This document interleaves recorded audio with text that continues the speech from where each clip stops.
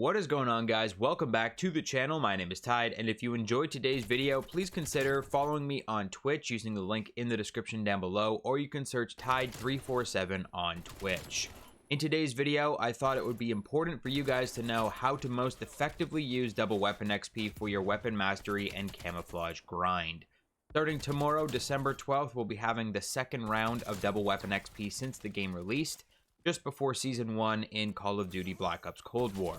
If you're attempting gold, diamond, or dark matter camo on any of your weapons, this is not a time to squander or to take lightly, because unlike the standard double XP, which is available pretty regularly throughout the year, double weapon XP weekends are something of a rare commodity, and that is exactly what they are, or what they usually tend to be.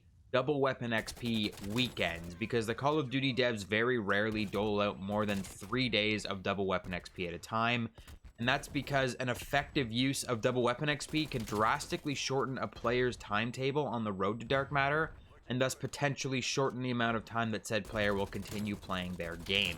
They want you to play the game longer, to buy more microtransactions, so they don't want you to progress too quickly.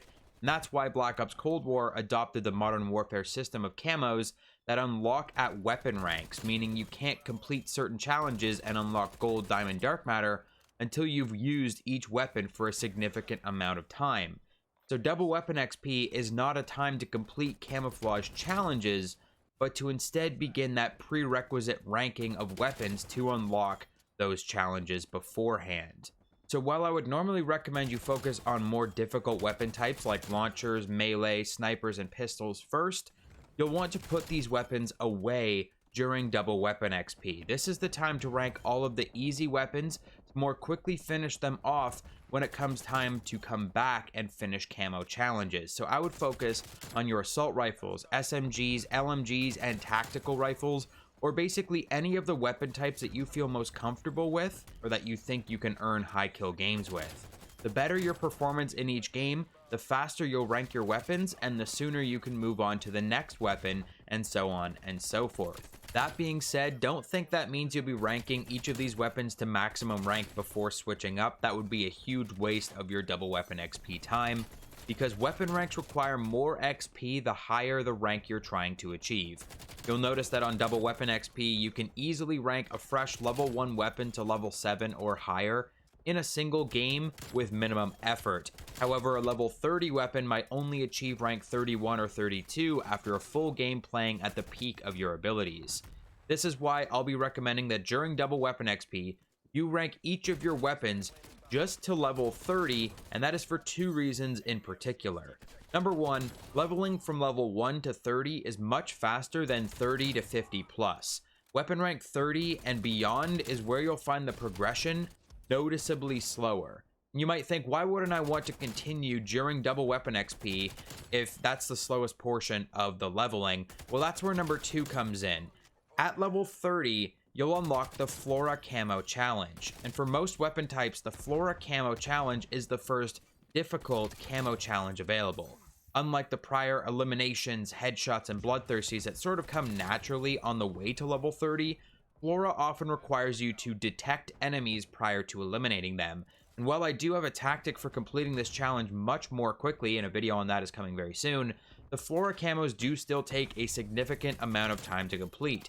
So much time, in fact, that you will often rank your weapon to level 40, thus unlocking the next challenge by the time you unlock the final Flora camo, Cherry Blossom. And then you rinse and repeat that process for the level 40 challenge, and before you know it, you're level 50 and you're unlocking gold camouflage. So rather than ranking up past 30, you can get to 30 and come back to your weapon and finish the camos and get from 30 to 40 while doing the camo challenges, rather than wasting all of your time grinding incessantly on each of these weapons, trying to get them to max rank. During the first double weapon XP, I found ranking any weapon to level 30 to take roughly 2.5 to 3 hours, and supposedly the double weapon XP this time around will be even more effective, because they've mussed about with how it works.